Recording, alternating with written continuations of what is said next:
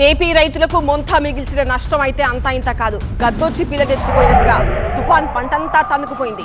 కోత కోసి కల్లాలకు తరలిద్దామనుకునే లోపే నానా బీభత్సం జరిగిపోయింది. ఎటు చూసినా జల ప్రళయంతో నిర్వేదం.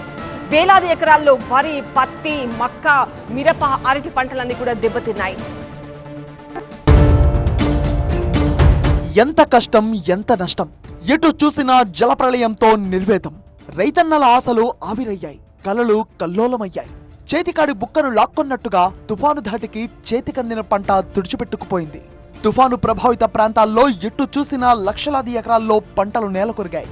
వరి, మొక్కజొన్న, పత్తి, అరటి ఇలా ఏ పంట చూసినా ముంపు నీటిలో నానుతున్నాయి. కోతకొచ్చే దశలో తుఫాను బారిన పడ్డంతో రైతులు కన్నీటి పర్యంతమవుతున్నారు. ఇక శ్రీకాకుళం జిల్లాలో 2234 హెక్టార్లలో పంటలు దెబ్బతిన్నట్టుగా అధికారులు ప్రాథమిక అంచనా వేశారు. జిల్లాలో 44 ఇళ్లు ధ్వంసమయ్యాయి. మొత్తంగా జిల్లాలో 1.24 కోట్ల రూపాయల తాత్కాలిక నష్టం వాటిల్లినట్టు అధికారులు ప్రాథమిక అంచనా వేశారు. 10 మండలాల్లోని 50 గ్రామాల్లో నష్టం ఎక్కువగా ఉంది. పొలం మొత్తం మీద నీరు పట్టేసి ఉంది, అంత సాఫ్ సదునై పడిపోయి ఉంది. మీద నీరు ఉంది, నీరు పాలి అవడానికి ఇటు అవదు. ఈ విధంగా ఉంది. ఏలూరు జిల్లాలో తీవ్ర నష్టాన్ని మిగిల్చింది. ఏకంగా 10,309 ఎకరాల వరి పంట నీట మునిగింది. 16,000 ఎకరాల్లో వరి పంట నేల కొరిగింది. మరో 2,000 ఎకరాల ఆక్వా చెరువులు నీట మునిగాయి. డ్రోన్ల సాయంతో నష్టపోయిన పంటలను పరిశీలిస్తున్నారు అధికారులు.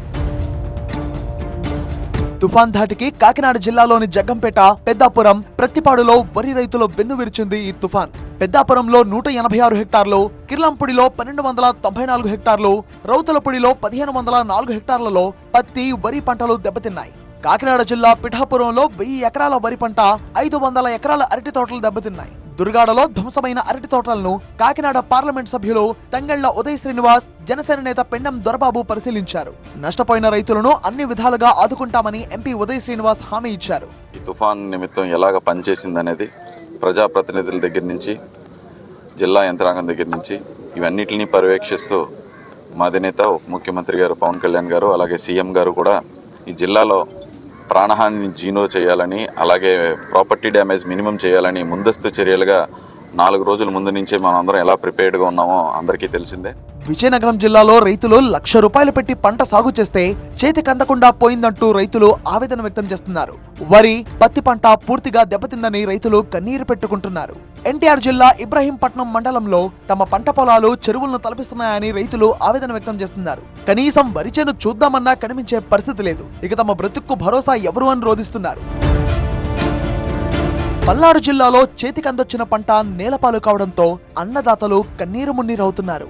చిలుకలూరిపేట, నాదెండ్ల, ఇర్లపాడు మండలాల్లో పలు గ్రామాల్లో పంట పొలాలు నీట మునిగాయి.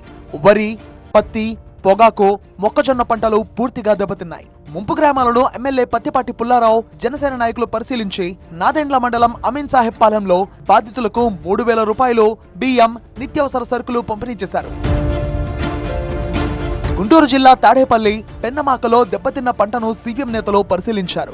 ₹1,000 పెట్టుబడి పెట్టి రైతులు సర్వం నష్టపోయారని, బాధితులను అన్ని విధాలుగా ఆదుకోవాలని డిమాండ్ చేస్తున్నారు. ఇలా ఏపీలో ఎటు చూసినా కన్నీరు తప్ప ఏం మిగల్లేదు. ఆ గట్టున ఈ గట్టున మోంతా తుఫాన్ విధ్వంసానికి అన్నదాతల గుండె చెరువు కన్నీరు మత్తడి దూకుతోంది.